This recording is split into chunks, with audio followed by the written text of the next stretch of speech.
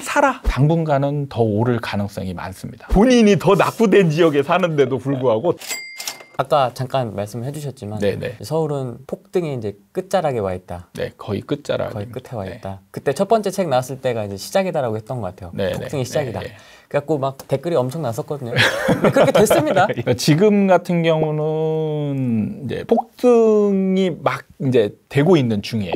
그 폭등이 이제 시작된 지점과 폭등이 이제 지금은 전체적으로 완성되어 가는 시점이거든요. 그러니까 폭등이 제가 책에서 말씀드렸듯이 폭등이 완성이 되어야 떨어져요. 폭등이 완성이 되는 과정에 있어요. 지금 이제 일부 된 지역도 있고 이제 계속 올라가는 지역도 생기고 그래서 지금 서울 수도권 같은 경우는 이제 거의 상승의 막바지라서 지금 당장 생각하면 오르는 지역들이 많을 겁니다. 더 오른다라고 생각하기만 하면 사야 될 것 같은 거죠. 그게 이제 함정이에요. 당분간은 더 오를 가능성이 많습니다. 그런데 이제 정부의 규제나 이런 거에 따라서 이제 시장이 방향이 바뀔 가능성도 있는 거예요. 근데 이제 제가 책에서 말한 거하고 조금 다를 수도 있지 않냐라고 얘기할 수 있어요. 제가 책에서는 정부 정책은 시장을 못 이긴다라고 얘기를 했거든요. 시장이 못 이기는 거는 폭등이 완성되는 것까지예요.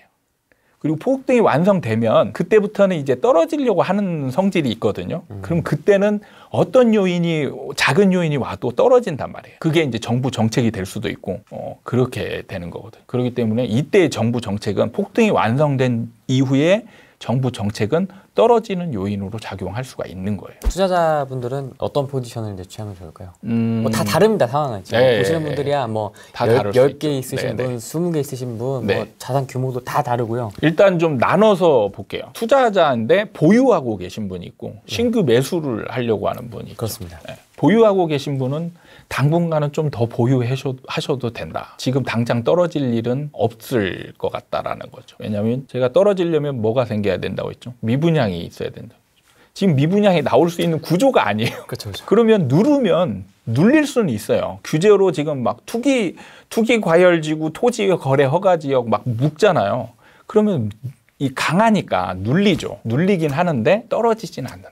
그러다가 조금 이 내성이 생기면 다시 올라가는 구조가 되는 거예요. 미분양이 생길 때까지는 어느 정도 눌렸다가 올라갔다 하는 상황이 될 거기 때문에 지금은 버티셔도 돼요. 근데 유념하고 계실 게 미분양이 나올 것 같은 상황이 좀 벌어질 것 같다. 그러면 그때는 이제 빨리 좀 정리를 하시는 게 좋다라고 말씀을 드릴 수가 있죠. 그리고 이제 신규 투자 포지션인 분들은 가능하면 저는 서울 수도권은 조금 자제를 하는 게 좋다라고 생각을 해요. 사람들이 많이 착각을 하는 게 올라가는 것만 생각하거든요. 근데 부동산 투자자는 팔아야 되거든요. 부동산은 일단 황금성이 되게 약한 거예요. 이 올라갈 때는 어느 정도 팔기가 좀 수월하거든요. 근데 올라가고 나서 정체되면 거의 파는 게 힘들어요. 파는 게 너무 힘듭니다. 어떤 분들은 쉽게 생각하는데 정체될 때 내가 좀 싸게 내놓으면 되지 않냐. 싸게 내놓는 거에 기준이 좀 많이 달라요. 만약에 10억이다. 그럼 5천 싸게 내놓는다고 팔릴까요?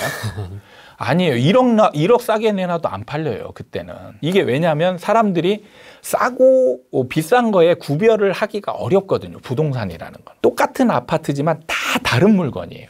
동호수에 따라서 조망권, 뭐 위치 이런 거에 따라서 다 다른 물건이기 때문에 사람들이 가격 가지고 정확하게 얘가 싸다 비싸다 판단할 수 있는 근거도 잘 없고 그렇기 때문에 정체되어 있으면 올라가는 분위기가 아니면 사람들이 싸게 나온 물건도 쉽게 사려고 하지 않아요. 그게 이제 문제인 겁니다. 그러니까 투자자는 반드시 정리를 해야 되거든요. 그래야 이제 투자 수익이 생기는 거죠. 정리가 끝나야 투자 수익이 확정이 되는 거예요. 지금 당장 올랐다라고 해서 투자 수익이 생겼네 좋아하지만 뒤에 떨어질지 폭락할지 어떻게 될지 모르는 거예요. 그런데 지금 많이 오른 제가 투자 이제 상승 막바지라고 했어요. 얼마 안 있으면 떨어져요. 네, 언젠가는 떨어집니다. 그 언젠가는 이제 정부 정책에 의해서 빨리 올 수도 있고 조금 길어질 수도 있는데 이 판단할 수 있는 기간이 없단 말이에요. 리스크가 이제 굉장히 많아지는 시점이라는 거죠. 그걸 이제 주의해야 되는데 자, 이때 제가 좀 팁을 드리자면 투자자들이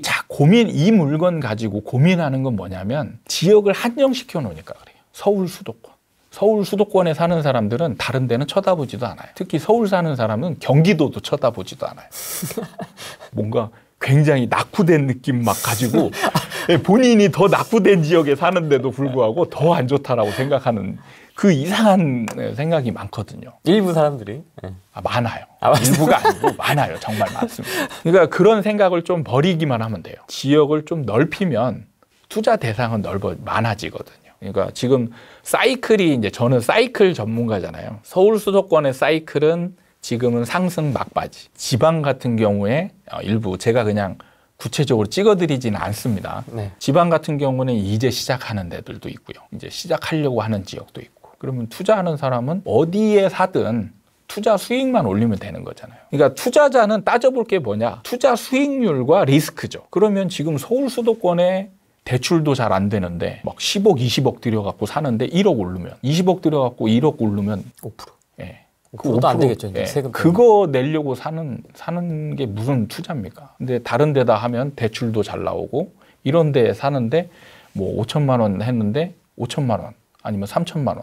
그럼 투자 수익률이 완전히 다른 거잖아요. 그리고 이제 시작하는 데들이 꼭대기에 있는 것과 리스크가 어떤 게 클까요? 이제 시작하는 데가 좀 적겠죠. 리스크가. 그렇죠. 투자자 입장에서는 그런 걸 고려를 해야 되는 거예요. 근데 문제는 이제 분위기가 막 서울에 집중되어 있는 게 이제 그거를 벗어나기가 어려운 점이 이제 문제죠. 보시는 분들 중에서도 고수분들이 좀 있으신데 그분들은 진짜 조용히 지금 지방 다니고 계시거든요. 그렇죠. 예. 네, 아무도 몰라요. 어디 갔는지도. 조용히 알릴 필요가 없는 거예요.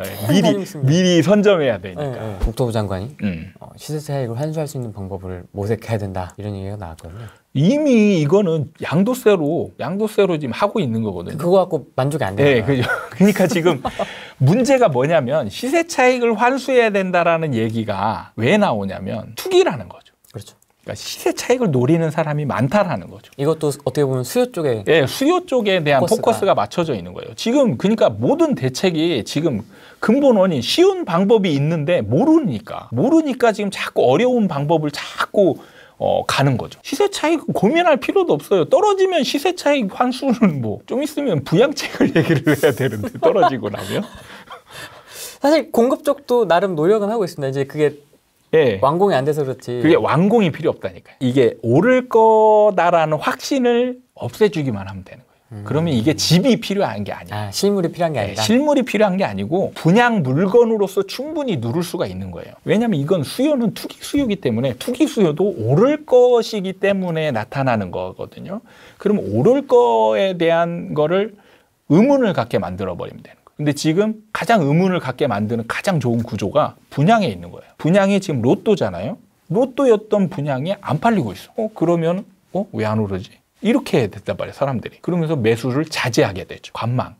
근데 이 분위기가 한꺼번에 쫙 펼쳐지게 되면 이걸 돌리기가 또 어려운 거예요. 근데 공급이 계속 이어지잖아요. 그럼 미분양이 생겼고 다음에 미분양이 생기고 또 다음 현장이 미분양이 생기고 그럼 미분양이 적체가 되잖아요. 그럼 이거 해소하는 게 어렵거든요. 그럼 이게 안정 내지 하락으로 쭉 이어지는 거예요. 근데 제가 봤을 때는 정부는 하락을 걱정하고 있는 것 같아요. 공급을 사람들이 해라 하는데 최대한 지금 안 해 이러고 있는 거잖아요. 근데 그걸 보면 하락을 걱정하고 있는 것 같다는 느낌을 저는 많이 봤습니다. 왜냐하면 이미 대부분 다 노무현 정부 시절에 있던 사람들이잖아요. 네. 노무현 정부 때 폭등을 경험하면서 그때 노무현 정부 때 내놨던 정책은 매수 규제도 있지만 공급도 많이 했거든요. 네. 그러면서 나타난 현상이 떨어질 때 이 미분양이 너무 많았어요. 그러면서 침체가 이제 좀 길었죠. 그러면서 정부에 대한 평가가 굉장히 안 좋았어요. 노무현 정부의 부동산 정책은 거의 그냥 완전 실패에 가깝게 평가가 났잖아요. 그러니까 지금 정부는 안정에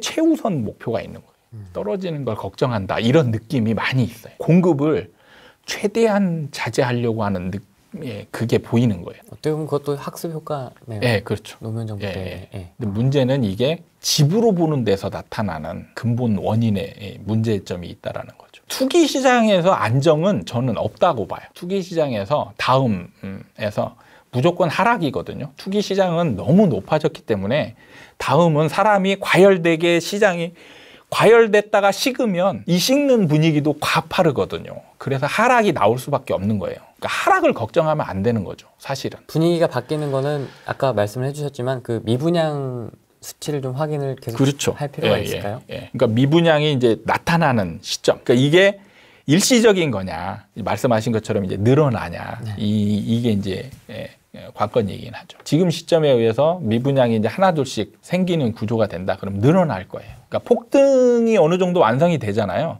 그럼 그때 미분양이 완성이 되면 그 다음에 이제 살 사람들은 거의 드물거든요. 그래서 미분양이 늘어나는 구조로 되어 있어요. 떨어지는 시점은 뭐 언제냐, 지금이냐, 좀 뒤늦게냐라고 이게 가늠하기는 어렵지만 네. 떨어지는 건 확실한 거예요. 그 원인도 미분양에 있다라는 거예요. 부동산 폭등장이 온다. 이제 아예 딱 써놓으셨어요? 네. 네. 사실 이제 저를 아는 분들은 네. 저 제목이 저랑 안 맞다라고 얘기를 하죠. 아, 그렇습니까? 지금 얘기하는 것만 봐도 오르는데 사지 마라. 이거는 사람들이 이해하기 힘든 말이거든요. 오르는데 사지 마라. 약간 보수적인 포지션이잖아요. 네. 그러니까 보수적인 포지션을 쓰는 뭐 일종의 전문가가 폭등장이 온다. 그러면 이거는 뭔가 사라 이런 얘기하고 비슷한 느낌이잖아요. 네. 사실 이제 그래서 안 맞다라고 보는 분들이 많아요. 사실 저도 이 제목이 제 스타일하고는 안 맞다라고 생각을 합니다. 지금 이제 대중들이 원하는 거는 원인, 시장에 대한 분석, 이런 건 사실 중요하지가 않거든요. 그래서 어디? 예, 그렇죠.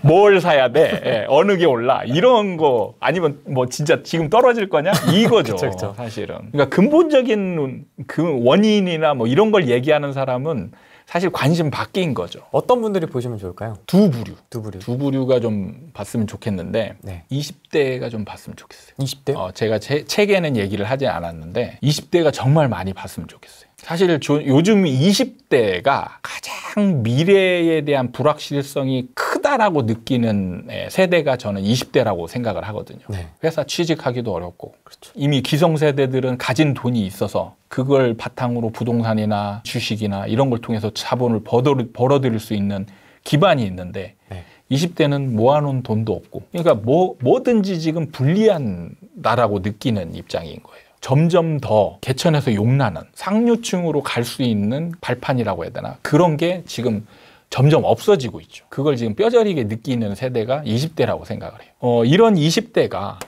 좀 상류층으로 가거나 아니면 좀 부자가 되거나 이럴 수 있는 기회가 저는 유일하게 남아있는 동아줄이 부동산이라고 생각하거든요. 요새 기사 보면 사다리를 계속 걷어차고 있다고. 예, 걷어차고 있는 중이죠. 근데 그거는 이제 오르기만 한다라고 생각했을 때 나타나는 거고요. 사이클로 보면 반드시 기회가 옵니다. 근데 문제는 이 기회가 왔을 때 준비가 안 돼 있으면 기회를 못 잡아요. 그렇죠. 저는 현장에서 너무 많이 느꼈어요. 2012년, 13년도에 사라 그렇게 울부짖어도 아무도 안 샀어요. 그리고 4, 5년 뒤에 와서 후회하죠. 그때 얘기할 때 내가 샀어야 되는데. 근데 왜 안 샀냐? 준비가 안 돼 있었던 거예요. 돈이 없었냐? 이게 아닌 거예요. 인식의 문제죠. 지식의 문제. 부동산에 대한 인식의 문제가 분위기에 휩쓸리는 구조가 되어 있기 때문에 떨어지고 침체되어 있으면 계속 침체할 것이다라는 견해가 강한 거예요. 그래서 더 떨어지길 바라고 안 사는 거죠. 네. 더 싸게 사겠다. 그러니까 그래서 안 사는 거거든요. 메커니즘을 알아야 되는데 메커니즘을 모르니까 분위기에 휩쓸리는 거거든요. 그래서 저는 이 메커니즘을 알리는 가장 좋은 책이 제 책이다라고 얘기를 드릴 수 있고 그런 측면에 있어서 20대가 가장 먼저 접했으면 좋겠다. 직장에서는 생활비를 벌고 그걸 모아서 재테크로 나중에 노후 아니면 중년 이후에 이걸로 대비를 하는 거죠. 그게 이제 완전히 되는 거예요. 그걸 좀 했으면 좋겠다. 그래서 사회에 대한 불만이나 이런 걸 좀 최소화시키고 만족하면서 사는 삶을 가졌으면 좋겠다라는 생각이 있고 두 번째는 무주택자와 그리고 돈 없는 좀 투자자들. 아까 말씀하셨듯이 지금 이 위로 올라갈 수 있는 사다리들이 없어지고 있다고 얘기를 하잖아요. 진짜 없어지고 있어요. 부동산도 점점 앞으로 더 이제 오르는 상황이 벌어지게 되면 기회가 점점 더 없어지죠. 사야 될 금액이 많아지니까. 네. 그러니까 돈 없는 사람은 모아야 살 거 아니에요. 근데 이 모아서 살 수 있는 기간이 길어지는 거죠. 근데 길어지다 보니까 또 못 사고 이 악순환이 반복되는 거거든요. 폭등장이 온다라고 말씀을 하셨지만 지금 살 때는 아니라고 말씀을 하셨고 네. 그다음에 지금 살 때는 아니지만 부동산 투자가 부를 축적하는데 네. 여전히 유효한 수단이다. 그렇죠. 앞으로도. 네. 그렇게 보시는 네. 거죠. 그러니까 이 맥락을 좀 잘 이해하셔야 될 것 같아요. 네. 부분만 들으면 오해할 수도 있을 것 같아요. 맞아요. 충분히. 저는 이제 사이클을 얘기하고 전체적인 흐름이 있고 우리나라 부동산 시장이 지방과 서울 수도권으로 나눠져 있고 이런 근본적인 부분에서부터 다 이렇게 분석을 했기 때문에 이런 것만 잘 이해하면 충분히 대안을 찾을 수 있는 상황들이 오거든요. 문제는 이런 근본적인 거를 해결하려고 하는 사람이 많지가 않아요. 그게 너무 안타까워요. 상승장 때 너도 나도 부동산 전문가라고 이렇게 등장을 하거든요. 네. 한 10년 지나면 또 이렇게 싹 죽죠. 네. 그래서 어떤 분들이 살아남고 어떤 분들이 잘 투자를 하고 계신지 그런 것들도 한번 보시면 좋을 것 같고요. 사이클 전문가 있잖아요. 네. 그 전세 이쪽 사이클 쪽으로의 어떤 지식의 이해도 전국에서 몇 번째 정도라고 생각하십니까, 본인이? 저는 최고라고 생각합니다. 왜냐하면 지금 사이클에 대해서 제대로 얘기하고 있는 사람도 없어요. 그렇습니까? 없잖아요. 그렇습니까? 지금 뭐 사이클에 대해서 얘기하고 있는 사람은 얘기를 들어보면 그냥 10년 주기설. 얘기는 많습니다. 뭐 그냥 사이클이라고 얘기만 하지 정확한 왜 올라가는지 어떤 메커니즘에 의해서 올라가는지를 정확한 원인을 근거를 대는 사람은 하나도 없어요. 그렇습니까? 거의 대부분은 뭐 유동성이다, 뭐 이상한 근거를 가지고 얘기를 하죠. 이상한 근거.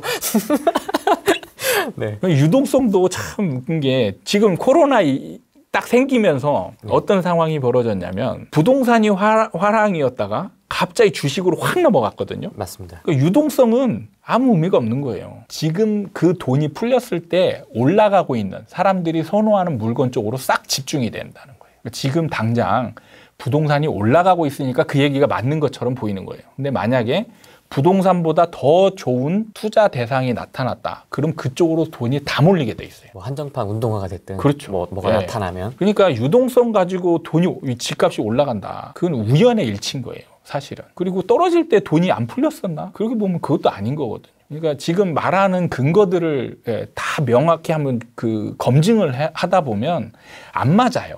틀리는 부분들이 생기는데 문제는 대중이 그거를 검증을 하고 이게 너는 틀렸다라고 얘기를 해야 되는데 사실 대중은 그게 중요한 게 아니거든. 그렇죠.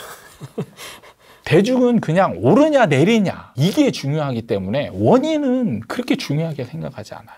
그게 문제인 거죠. 그래서 저는 공부를 하는 사람, 정말 성공하고 싶은 사람은 이 원인을 제대로 파악을 하는 거야 진짜 중요하다. 그래야 내 것이 되고 실패하진 않는 투자가 된다라고 얘기를 하고 싶거든요. 네, 그래서 전국 원탑, 그렇죠, 원탑 부동산 사이클 부동산 사이클 전문가 분의 책으로 뭐 찍어준다 이런 거는 이제 이 책은 당연히 없을 것 같고요. 제가 첫 번째 책을 읽어봤기 때문에 그래서 좀 뭔가 제대로 공부하고 싶으신 분, 뭔가 깊이 있게. 그렇죠. 지금 전문가들은 깊이가 없다. 그 얘기하시는 거예요. 맞습니다. 후랭이님을 처음 만나고 이제 기존에 올렸던 영상이나 이런 걸 보면서 느꼈던 점이 제 기조와 좀 비슷하다라는 느낌을 많이 받았어요. 뭐냐면은 좀 더 오른쪽 그리고 구독자분들을 좀 위한다라는 생각을. 지금 요즘 유튜버들 보면 구독자를 위하는 게 아니라 본인을 위해서 구독자들이 그냥 원하는 것만 얘기해주는 사람들이 많거든요. 후랭이님이나 저나 네. 조금이라도 구독자분들을 위해서 도움이 되고자 하는 컨텐츠를 하려고 노력하는 사람이다라고 생각을 하고 느낌을 받았어요. 후랭이님의 구독자분들은 그런 분들이 많을 거다라고 생각을 해요. 조금 어떨 때 보면 아쉬운 점도 있고 어떨 때 보면 내가 원하지 않는 얘기를 할 때도 있고 이럴 것 같기도 해요. 그럴 때 좀 더 객관적인 입장으로 좀 너그러운 입장으로 이렇게 지켜봐 주시고 좀 응원해 주셨으면 좋겠다 이런 생각을 가지고 앞으로도 그런 기조를 잘 유지하시면서 진행하셨으면 좋겠다 이렇게 말씀을 드리고 싶습니다. 아래에 무아바 이현철님의 유튜브와 책 링크가 있으니까 참고를 해주시면 좋을 것 같습니다. 오늘 여기까지 하겠습니다. 감사합니다. 고맙습니다. 네, 감사합니다.